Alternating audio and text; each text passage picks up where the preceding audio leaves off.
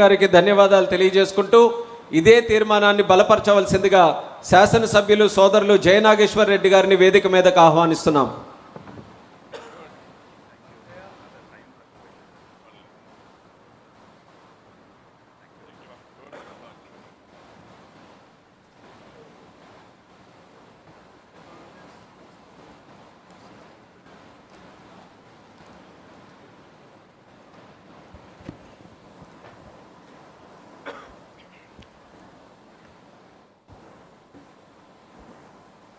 ముందుగా విశ్వవిఖ్యాత నట సార్వభౌమ నందమూరి తారక రామారావు గారిని స్మరిస్తూ ఈరోజు జయంతి సందర్భంగా శతకోటి నివాళులర్పిస్తూ ప్రత్యేక పరిస్థితుల్లో మహానాడుని హైబ్రిడ్ మోడల్ నిర్వహిస్తున్నటువంటి ఈ మహానాడు వేదిక మీద మనందరి ఆరాధ్య దైవమైనటువంటి నారా చంద్రబాబు నాయుడు గారికి, కార్యనిర్వాహక అధ్యక్షుడు నారా లోకేష్ బాబు గారికి, జాతీయ రాష్ట్ర కమిటీలకు, పోలిట్ బ్యూరో సభ్యులకు, 175 నియోజకవర్గాలలో తెలుగుదేశం కుటుంబ సభ్యులకు అందరికీ కూడా పేరు పేరుగా శుభాకాంక్షలు, నమస్కారాలు తెలియజేస్తూ ఈరోజు అన్నదాతకు అండగా అంటూ చరిత్ర అదే రకంగా ప్రారంభం కావాల్సినటువంటి రోజుల నుంచి మన పసుపు జెండాలో ఉన్నటువంటి నాగలి యొక్క ప్రాముఖ్యతని, వాటిని వివరించేటువంటి అంశం మీద మాట్లాడడానికి అవకాశం కల్పించినందుకు మరొక్కసారి అధినాయకుడికి ధన్యవాదాలు తెలియజేస్తూ, ఈ నేల గుండె చప్పుడు రైతన్నని, అన్నం పెట్టే రైతుని దేవుడిగా చూసిన మహానేత విశ్వవిఖ్యాత నట సార్వభౌమ నందమూరి తారక రామారావు గారు.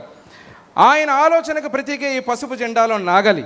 నాగలి అనేది కేవలం గుర్తు కాదు, పేదవాడి ఆత్మ, ఆంధ్ర రాష్ట్ర ప్రభుత్వం ఉన్నటువంటి ఆత్మగా, పొలం దున్నే చేతిని గౌరవించడం అంటే అన్నం పెట్టే తల్లిని గౌరవించే విధంగా నందమూరి తారక రామారావు గారు భావించి పేదవాడికి సంబంధించినటువంటి గుడిసె, నాగలి, చక్రాన్ని పసుపు జెండాలో పెట్టి ప్రతి పేదవాడికి దగ్గరగా చేసినటువంటి మహానుభావుడు నందమూరి తారక రామారావు గారు. అదే రకంగా రైతంటే కేవలం ఓటు బ్యాంకు కాదు, రైతంటే ఈ రాష్ట్ర భవిష్యత్తును నమ్మే నాయకత్వంగా మన ముఖ్యమంత్రి వారు నారా చంద్రబాబు నాయుడు గారు రైతుల ఆత్మహత్యలే కాకుండా రైతుల ఆత్మవిశ్వాసాన్ని పెంచుతూ వ్యవసాయాన్ని పండుగ చేయాలనే ఉద్దేశంతో యువతకు మళ్ళీ తిరిగి వచ్చి ఆ రంగంలో వచ్చే విధంగా ప్రత్యేకమైనటువంటి కేవలం సబ్సిడీలు ఇస్తే సరిపోదని చెప్పి ఇక్కడ స్మార్ట్ అగ్రికల్చర్, సాంకేతికతగా నీటి నిర్వహణ, మార్కెట్ సదుపాయాలు, అదే రకంగా కిసాన్ డ్రోన్ యాప్, రైతు రిజిస్ట్రీ, ఈ పంట కార్యక్రమాలన్నీ ముందుకు తీసుకొచ్చి వ్యవసాయాన్ని లాభసాటిగా చేయాలని ముందుకు తీసుకున్నటువంటి దార్శనికత కలిగిన నాయకుడు మన ముఖ్యమంత్రి నారా చంద్రబాబు నాయుడు గారు. ఎరువుల కొరతతో రైతులు ఇబ్బంది పడకుండా ముందుగానే ఆ ఎరువులన్నింటి నిల్వలు చేసి రైతు కష్టపడేటువంటి తత్వం ఉన్న రైతుకి వెన్నంటి ఉండే ప్రభుత్వంగా కూటమి ప్రభుత్వం నిలిచింది. అదే రకంగా మద్దతు ధరలు కావచ్చు, పంట కొనుగోలు కావచ్చు, మిర్చి కావచ్చు, నష్టపోయిన ఉల్లి రైతులకు రైతుల ఖాతాలో జమ చేయడం కావచ్చు, అదే రకంగా ఉన్నటువంటి కోకో, మామిడికి అన్నిటికి కూడా కష్టం వచ్చినప్పుడు రైతుకు అండగా నిలబడిన పార్టీ ప్రభుత్వం కూటమి ప్రభుత్వం. మరి గొడ్డలి పార్టీ అధికారం ఉన్న రోజున ఏం చేశారు? 380 కోట్ల రూపాయలు కేవలం ఆ రోజు మద్దతు ధరకు ఇచ్చామని చెప్పి మాటలు మాట్లాడి రైతుల కోసమే పుట్టాము, రైతుల కోసమే ఉన్నామని తప్పుడు మాటలు మాట్లాడినటువంటి పరిస్థితి. కూటమి ప్రభుత్వంలో ఈరోజు రైతులు వ్యవసాయం పట్ల ఉన్న చిత్తశుద్ధి 2024-20 నెలల్లోనే కేవలం మద్దతు ధర 1200 కోట్లు ఇచ్చిందంటే ఇది చిత్తశుద్ధి వ్యవసాయం రైతు పట్ల అని చెప్పి మహానివేదిక గర్వంగా తెలియజేస్తున్నాం.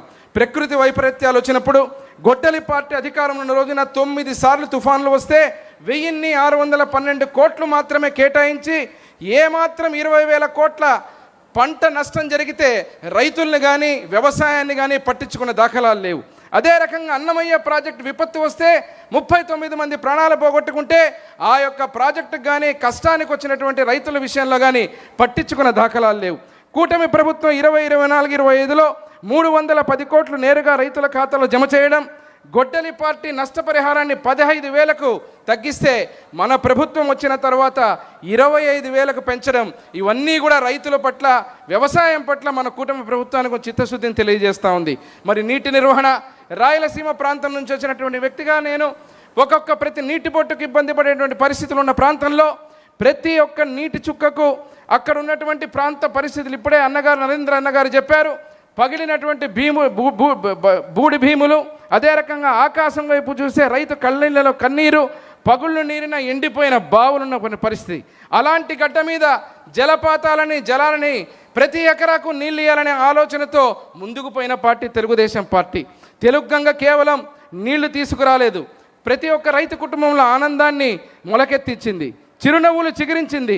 గాలేరు నగరి కేవలం కాలువ కాదు, అది రైతన్న ఆశల ప్రవాహం. హంద్రీనీవా కేవలం ఒక ప్రాజెక్టు కాదు, అవి ఎండిన రాయలసీమ గుండెల్లో చేరిన జీవనాడి అని తెలియజేస్తున్నాం. ఎవరో మ్యాప్ మీద గీతలకు ఇస్తే వచ్చిన ప్రాజెక్టులు కాదు, రైతులు ప్రతి ఒక్కరు కూడా ఎన్నో ఏళ్లుగా వారి కన్నీళ్లతోటి చారిత్రాత్మకంగా ఆశగా ఎదురు చూసిన ప్రాజెక్టులు.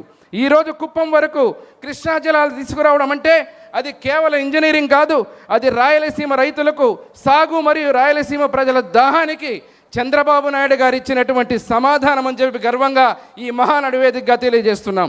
అదే రకంగా పట్టిసీమ ద్వారా నదుల అనుసంధానం చేసి గోదావరి కృష్ణ అనుసంధానాన్ని రికార్డు సమయంలో పూర్తి చేసి అక్కడ ఉన్నటువంటి కృష్ణా జలాలని మన ప్రాంతానికి తీసుకొచ్చినటువంటి రాయలసీమకి తెచ్చి 52 టీఎంసీ రికార్డు సమయంలో ఇచ్చినటువంటి పరిస్థితి మన యువగల రథసారథి.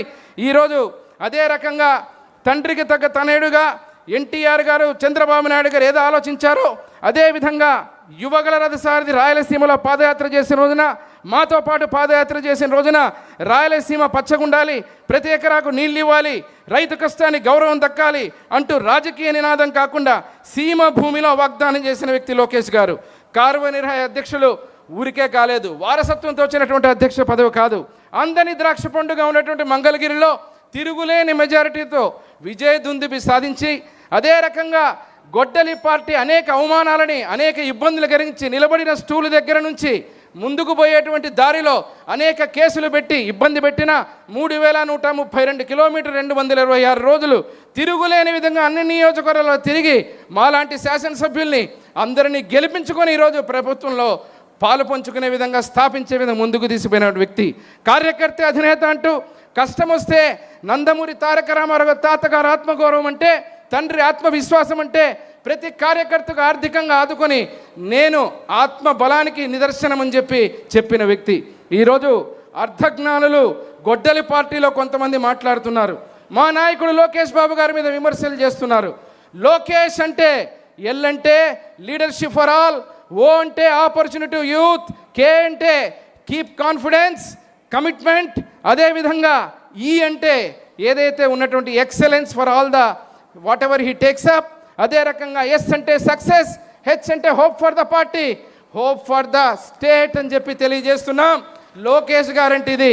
ఈరోజు స్టాన్ఫోర్డ్లో విద్యాభ్యాసం చేసి ప్రతి కార్యకర్తని గుండెల్లో పెట్టుకున్నటువంటి నాయకుడు లోకేష్ గారు ఎక్కడ? మీ కార్యకర్తలు మీ బండి కింద, మీ వెహికల్ కింద పుచ్చకాయలాగా వారి తల మీద పోరించి ఇంటికి పరామర్శ కూడా చేయకుండా చట్టబద్ధత చేసినటువంటి అమరావతిని పట్టుకొని మావిగన్ను పేరగన్ను మాట్లాడే మీరెక్కడ? Both are not same brother అని చెప్పి మహానాడు వేదికగా తెలియజేస్తున్నాం. అదే రకంగా ముగింపులో ఈరోజు రాయలసీమకు సంబంధించి రాయలసీమ డిక్లరేషన్లో నారా లోకేష్ బాబు గారు ఆ రోజు చెప్పినటువంటి రాయలసీమ ప్రకాశం జిల్లా హార్టికల్చర్ పూర్వోదయం కింద 1,00,000 కోట్ల పెట్టుబడి, అదేవిధంగా నాడు పటేల్ పట్వారీ వ్యవస్థను రద్దు చేసి రైతులకు ఆత్మగౌరవం కల్పించినటువంటి వ్యక్తిగా నందమూరి తారక రామారావు గారు అయితే ఆ ఆశయాలను కొనసాగిస్తూ ఆధునిక సాంకేతిక వ్యవసాయాన్ని లాభసాటిగా ముందుకు తీసుకెళ్లిన వ్యక్తిగా చంద్రబాబు నాయుడు గారు అయితే అన్ని ప్రాంతాల్లో పరిశ్రమలని, సాగుని, ప్రకృతి సేద్యాన్ని పర్యవేక్షిస్తూ యువకులని ప్రోత్సహిస్తున్నటువంటి ఈ తరం నాయకుడు మా లోకేష్ బాబు గారిని గర్వంగా తెలియజేస్తూ, రైతు కష్టాన్ని తన కష్టంగా భావిస్తూ అన్నదాతకు అండగా నిలబడేందుకు టీడీపీ పార్టీ, తెలుగుదేశం పార్టీ కట్టుబడి ఉందని, ఈ 3 తరాల రైతు వ్యవసాయంతో ఉన్నది మామూలు బంధం కాదు, పేగు బంధం అని తెలియజేస్తూ ఈ తీర్మానాన్ని బలపరచవలసిందిగా కోరుతూ వేదిక మీద ఉన్నటువంటి అదే రకంగా తెలుగుదేశం కుటుంబ సభ్యులందరూ కూడా, రాష్ట్రంలో ఉన్న వాళ్ళందరూ కూడా ఈ తీర్మానాన్ని బలపరచేందుకు కోరుతూ సెలవు తీసుకుంటాం. ఎన్టీఆర్ అమర్ రహే, నారా చంద్రబాబు గారి నాయకత్వం వర్ధిల్లాలి, నారా చంద్రబాబు గారి నాయకత్వం వర్ధిల్లాలి, నారా లోకేష్ బాబు గారి నాయకత్వం వర్ధిల్లాలి. జై తెలుగుదేశం, జై తెలుగుదేశం. జయ నాగేశ్వర్ రెడ్డి గారికి ధన్యవాదాలు తెలియజేసుకుంటూ ఇదే తీర్మానాన్ని బలపరచవలసిందిగా ఇచ్చాపురం నుంచి శాసనసభ్యులు విప్ వర్యులు బెందాలం అశోక్ గారిని మాట్లాడవలసిందిగా కోరుతున్నాం.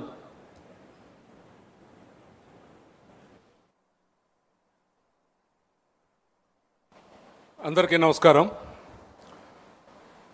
మన పసుపు పండుగ ఈ కార్యక్రమానికి అధ్యక్షత వహించినటువంటి దైవ సమానులు పెద్దలు మన కేంద్ర పార్టీ అధ్యక్షులు, జాతీయ పార్టీ అధ్యక్షులు నారా చంద్రబాబు నాయుడు గారికి, అలాగే ఇక్కడ మన యువ నాయకులు మన కార్యనిర్వాహక కార్యదర్శి నారా లోకేష్ గారికి, అలాగే రాష్ట్ర పార్టీ అధ్యక్షులు పల్లా శ్రీనివాస్ గారికి, వేదిక మీద ఉన్నటువంటి పెద్దలు, వేదిక ముందున్నటువంటి పెద్దలు, అలాగే అశేష జనవాహిని ఈరోజు వీడియోల ద్వారా అలాగే స్క్రీన్ల ద్వారా ఈ మహానాడిని వీక్షిస్తున్నటువంటి ప్రతి తెలుగుదేశం పార్టీ కుటుంబ సభ్యునికి కూడా పేరు పేరున నా హృదయపూర్వకమైనటువంటి నమస్కారాలు తెలియజేసుకుంటూ, అన్నదాతకు అండగానే ఈ తీర్మానాన్ని బలపరచడానికి నాకు అవకాశం ఇచ్చారు.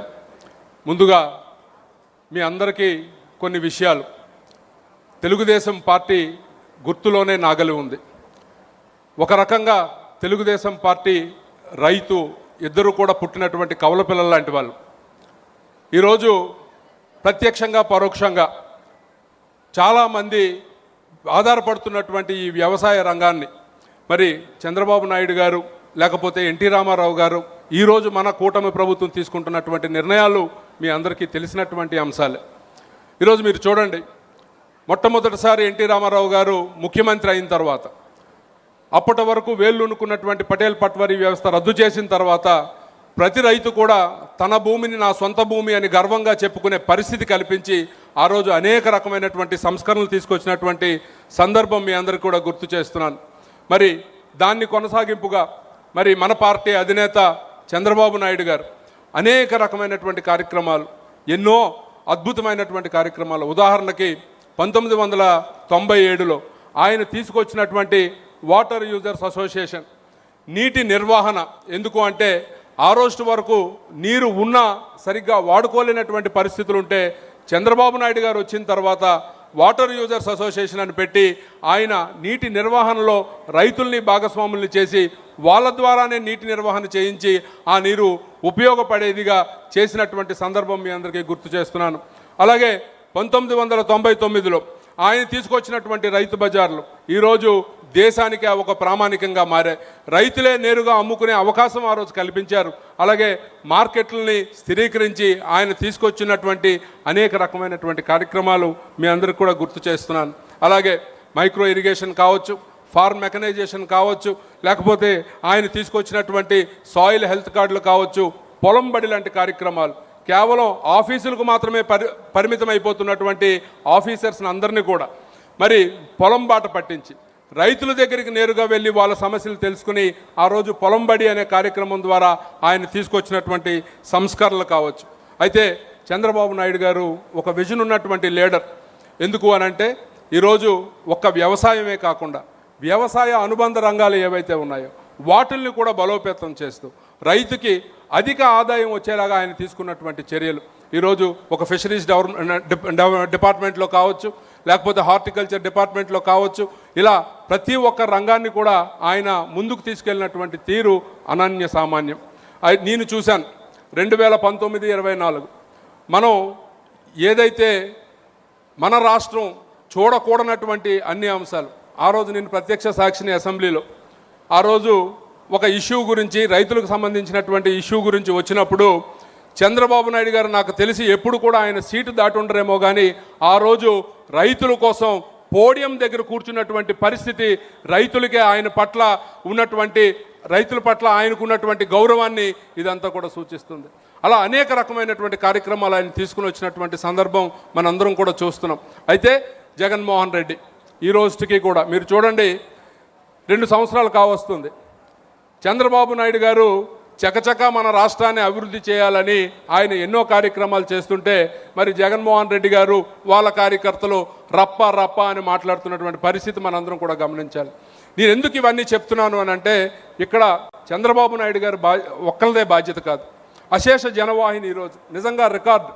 ఎప్పుడు మనం మహానాడు జరుపుకున్నప్పుడు కేవలం ప్రతినిధులకు మాత్రమే పరిమితం చేస్తున్నటువంటి సభ ఈరోజు ప్రత్యక్షంగా పరోక్షంగా దాదాపు 6 నుంచి 7 లక్షల మంది వీక్షించే పరిస్థితి మనం ఈరోజు కల్పించాం. ఇక్కడ ఉన్నటువంటి కార్యకర్తలు అందరూ కూడా ఆలోచించండి. చంద్రబాబు నాయుడు గారు చేస్తున్నటువంటి కార్యక్రమాలు, ఆయన తీసుకున్నటువంటి ప్రతి రంగాన్ని ఏ రకంగా పరుగులు పెట్టిస్తున్నటువంటి పరిస్థితి, గత 5 సంవత్సరాలు ఏ రకమైనటువంటి పరిస్థితికి మన రాష్ట్రం వెళ్ళింది, ఈ 2 సంవత్సరాల్లో ఆయన ఏ రకంగా దీన్ని పరుగులు పెట్టిస్తున్నారో ఆలోచించాలి. మన అందరము కూడా కార్యకర్తలమే కాకుండా ఇక్కడ ఉన్నటువంటి ప్రజలందరూ కూడా ప్రచారకర్తలుగా మారాల్సినటువంటి అవసరం ఉంది. చంద్రబాబు నాయుడు గారి గురించి, ఈరోజు కూటమి ప్రభుత్వం గురించి, ఆయన తీసుకొస్తున్నటువంటి సంస్కరణల గురించి మనందరం కూడా ప్రచారం చేయాల్సినటువంటి అవసరం మనందరి మీద కూడా ఉంది. మరి ఈరోజు మీరు చూడండి, ఒక్కసారి 2014-19 దాదాపు 16% ఉన్నటువంటి వృద్ధి రేటు 2019-24 వచ్చేసరికి 10%కి పడిపోతే కేవలం 2 సంవత్సరాల్లోనే చంద్రబాబు నాయుడు గారు మళ్ళీ దీన్ని 15% తీసుకుని వెళ్ళారు. ఇలా అనేక రకమైనటువంటి కార్యక్రమాలు ఈరోజు మనం తీసుకొస్తున్నాం. అన్నదాత సుఖీభవ అనే కార్యక్రమం మీరు చూస్తే కేవలం ఈ 24-25 సంవత్సరంలోనే దాదాపు 9,000 కోట్లు ఇచ్చి రైతులందరినీ కూడా ఆదుకున్నటువంటి ఏకైక నాయకుడు మన నారా చంద్రబాబు నాయుడు గారు. సరే, ఎన్ని చెప్పుకున్నా ఇక్కడ ఉన్నటువంటి జనవాహిని పెద్దలందరూ కూడా ఉన్నారు. ఈరోజు ఎన్టీ రామారావు గారు పార్టీ స్థాపించారు. ఒక సోల్తో, ఒక కమిట్మెంట్తో, ప్రజల పట్ల ఒక కమిట్మెంట్తో, సొసైటీ పట్ల కమిట్మెంట్తో ఈ పార్టీని స్థాపించారు. దాన్ని చంద్రబాబు నాయుడు గారు ఇన్ని సంవత్సరాలు, 35 సంవత్సరాలు అనేక రకమైనటువంటి ఆటపోట్లకు ఎదుర్కొన్నారు. మేము ప్రత్యక్షంగా చూసాం. ఆ రోజు మీ అందరూ టీవీల్లో చూశారు. మా దురదృష్టం, చంద్రబాబు నాయుడు గారు కళ్ళంట కన్నీళ్లు కూడా కార్చారు. కేవలం మన కోసం అన్న విషయాన్ని మనందరం కూడా గుర్తుంచుకోవాల్సినటువంటి అవసరం ఉంది. అయితే సార్, ఈరోజు మా యువ నాయకుడు లోకేష్ గారు ఏదో వంశపారంపర్యంగా వచ్చినటువంటి పదవి కాదు, ఖచ్చితంగా నేను కూడా సాధించి తీరుతాను అని ఓడిపోయిన చోటే నిలబడి ఈరోజు రాష్ట్రంలోనే 2వ అత్యధిక మెజారిటీతో గెలిచి ఈరోజు ఆయన ప్రూవ్ చేసుకోవడమే కాకుండా ప్రతి కార్యకర్తకు కూడా భరోసా ఇస్తూ ప్రతి కార్యకర్త అధినేత అనుకుని ఈరోజు పార్టీని ముందుకు నడిపిస్తున్నటువంటి తీరు మీరు కూడా చూశారు. ఖచ్చితంగా మేము మాటిస్తున్నాం సార్, ఈ రోజు వరకు మీ బాటలో మేము నడిచాం. ఖచ్చితంగా ఫ్యూచర్లో మళ్ళీ లోకేష్ అన్న గారి నాయకత్వంలో ఇంకొక 40 సంవత్సరాలు తెలుగుదేశం పార్టీకి తిరుగులేదు అనే విధంగా మేమందరం కూడా ముందుకెళ్తామని మీకు మాట ఇస్తూ ఇంతటి పెద్ద వేదిక మీద మాట్లాడే అవకాశం మాలాంటి వాళ్ళకి ఇచ్చినందుకు మీకు ప్రత్యేకమైనటువంటి ధన్యవాదాలు తెలియజేసుకుంటూ సెలవు తీసుకుంటున్నాను సార్. నారా చంద్రబాబు నాయుడు గారి నాయకత్వం వర్ధిల్లాలి, నారా చంద్రబాబు నాయుడు గారి నాయకత్వం వర్ధిల్లాలి, నారా లోకేష్ గారి నాయకత్వం వర్ధిల్లాలి. జై తెలుగుదేశం, జై జై తెలుగుదేశం. బెందాలం అశోక్ గారికి హృదయపూర్వక ధన్యవాదాలు. ఈ తర్వాత ఈ తీర్మానాన్ని బలపరచవలసిందిగా రాష్ట్ర మంత్రివర్యులు, స్ఫూర్తిదాయకమైనటువంటి నాయకులు నిమ్మల రామానాయుడు గారిని మాట్లాడవలసిందిగా కోరుతున్నాం.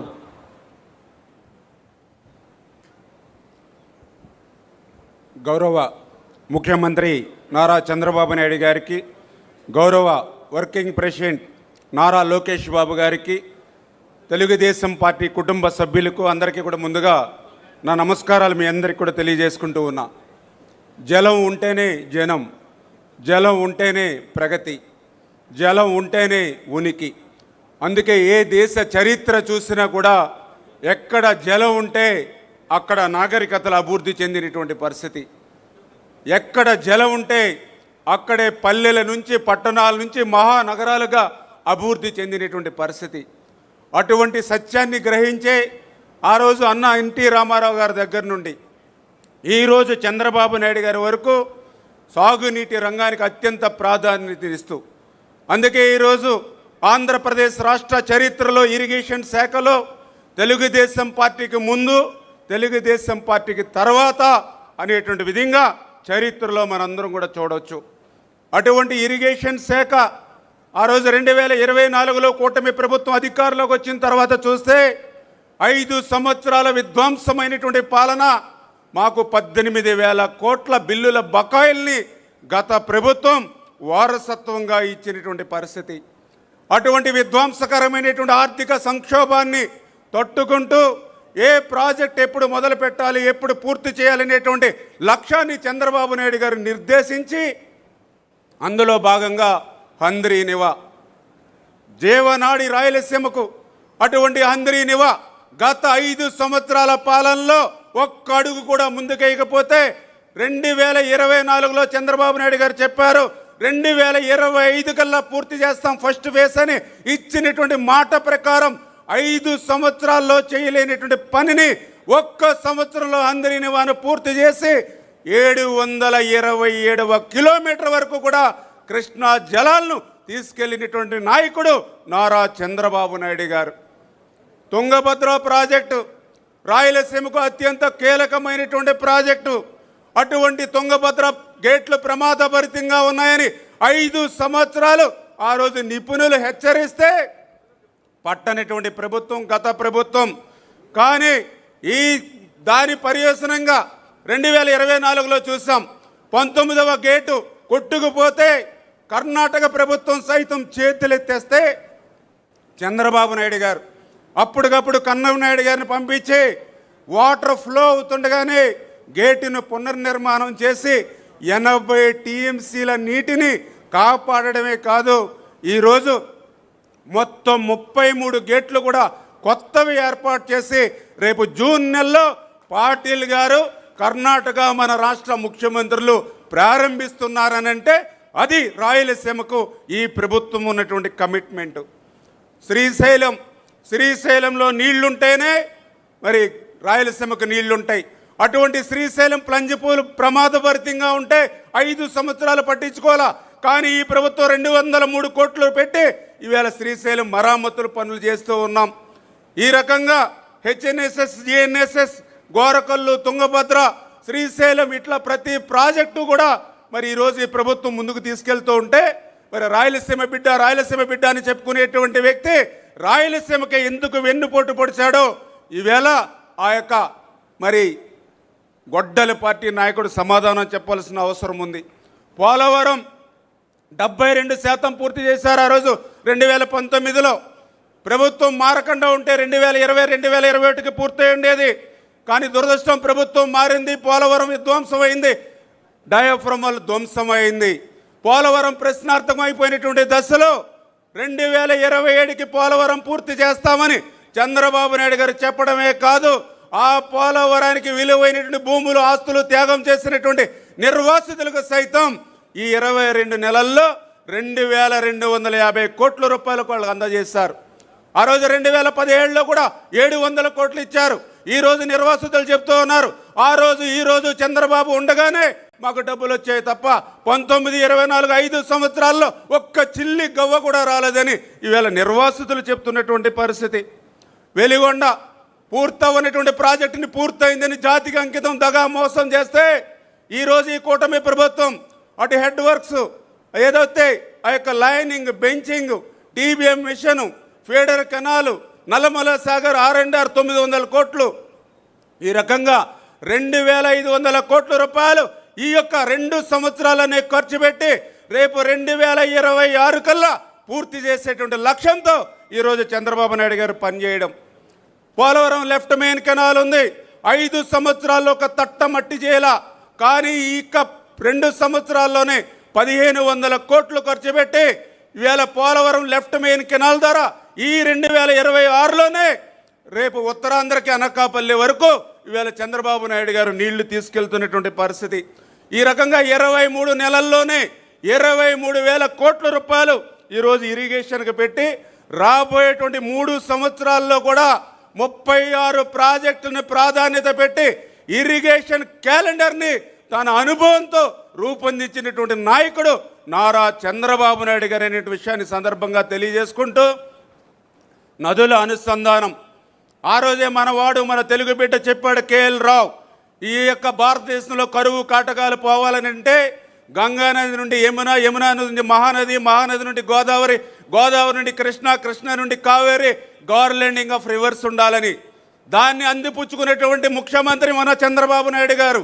మన ఆంధ్రప్రదేశ్ రాష్ట్రంలో కూడా 5 ప్రధాన నదులు వంశధార, నాగావళి, గోదావరి, కృష్ణ, పెన్నాని అనుసంధానం చేస్తూ అందులో భాగంగానే మొన్న మీరు చూశారు 14, 19లో 1300 కోట్ల రూపాయలు పెట్టి ఒక్క సంవత్సరంలోనే పట్టిసీమను పూర్తి చేస్తే 439 టీఎంసీలు 10 సంవత్సరాలు ఇచ్చి 50,000 కోట్ల ఆదాయాన్ని సృష్టించినటువంటి నాయకుడు నారా చంద్రబాబు నాయుడు గారు అనే విషయాన్ని ఈరోజు గోదావరిలో వృధాగా ప్రతి సంవత్సరం 3,000 టీఎంసీల నీరు బంగాళాఖాతంలోకి పోతూ ఉంటే అటువంటి గోదావరి వరద నీరుని గోదావరి నుంచి నల్లమల సాగర్కి భవిష్యత్తులో బనకచర్లకు తీసుకెళ్లి రాయలసీమని ఒక పచ్చని పైరులా మార్చాలనేటువంటి చంద్రబాబు నాయుడు గారి యొక్క లక్ష్యం.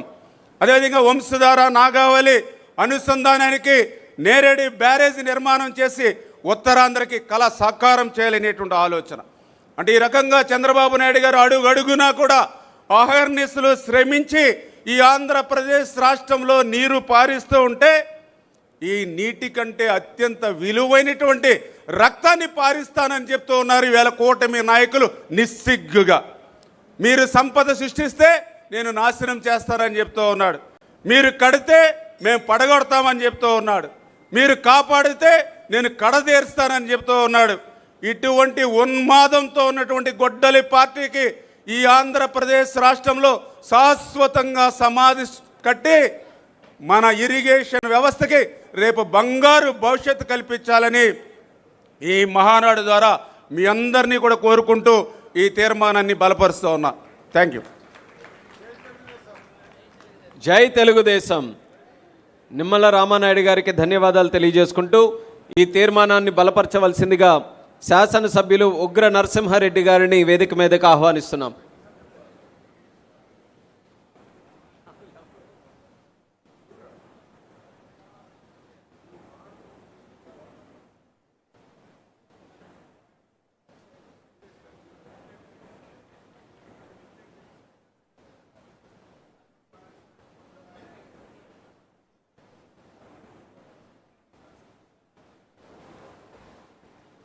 అందరికీ నమస్కారం.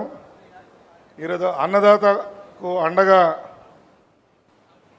తీర్మానాన్ని బలపరిచే అవకాశం కల్పించిన జాతీయ అధ్యక్షులు నారా చంద్రబాబు నాయుడు గారికి, మన జాతీయ వర్కింగ్ ప్రెసిడెంట్ నారా లోకేష్ బాబు గారికి ధన్యవాదాలు తెలుపుతూ, ఈరోజు క్షామపీడిత ప్రాంతమైన మా కనిగిరి ప్రాంతాన్ని ఏదైతే అవసరమైన సబ్జెక్ట్ ఉందో నీరుని కాపాడటం కోసం తీర్మానాన్ని బలపరిచే అవకాశం నాకు ఇచ్చినందుకు ధన్యవాదాలు చెప్తూ, ముఖ్యంగా ఇటీవల మన ముఖ్యమంత్రి వర్యులు జలధార జలహారతి ఈ కార్యక్రమాన్ని రైతుల దృష్టిలో పెట్టుకొని వర్షాలు రాకముందే ఆ కార్యక్రమాన్ని ప్రారంభించి మరి నీటి కుంటలు బాగు చేయటం, కాలువలు మన చెరువులకు వచ్చే కాలువలన్నీ జంగిల్ క్లియరెన్స్ చేయటం కానీ, మరి అదేవిధంగా ఆ కుంటల చెరువులన్నీ కూడా వర్షాకాలం ముందే క్లీన్ చేసే కార్యక్రమాన్ని తలపెట్టి ఉన్నారు. తద్వారా ఇది అభివృద్ధి పనే కాదు, అభివృద్ధితో పాటు ఒక సమాజానికి ఒక మెసేజ్ ఇచ్చే కార్యక్రమాన్ని వారు తలపెట్టినందుకు వారిని అభినందిస్తూ, ఎందుకంటే వర్షాలు యూజువల్గా మేము ఇంతకుముందు కూడా చూసేవాళ్ళం. వర్షాకాలం వచ్చినప్పుడు ఈ ఇరిగేషన్ పనులు మొదలు పెడతారు, అప్పుడు చేయడానికి అవకాశం ఉండదు, తర్వాత గ్రాంట్ ల్యాబ్స్ కావటం, పని జరగకపోవటం అనే గతంలో జరుగుతూ ఉంది. దీంట్లో భాగంగా ప్రతి ఎకరాకు నీళ్ళు ఇవ్వాలనే ఉద్దేశంతో, మరి తాగునీరు ఇవ్వాలనే ఒక సంకల్పంతో ఈ 23 నెలల్లోనే దాదాపు 23,000 కోట్ల రూపాయలు వెచ్చించి ఈ ప్రాజెక్ట్స్ అన్నింటినీ కూడా బాగు చేయడం జరిగింది. మరి అదేవిధంగా ఇరిగేషన్ క్యాలెండర్ని పెట్టి మరి రాబో 36 ప్రాజెక్టులని ఈ 3 సంవత్సరాల్లో కంప్లీట్ చేసే విధంగా అటు రాయలసీమ ఇటు ఉత్తరాంధ్ర మొత్తం ఆంధ్ర రాష్ట్రంలో చేసే విధంగా వారు చేయటం అనేది ఒక అభినందన విషయం అని తెలియజేస్తూ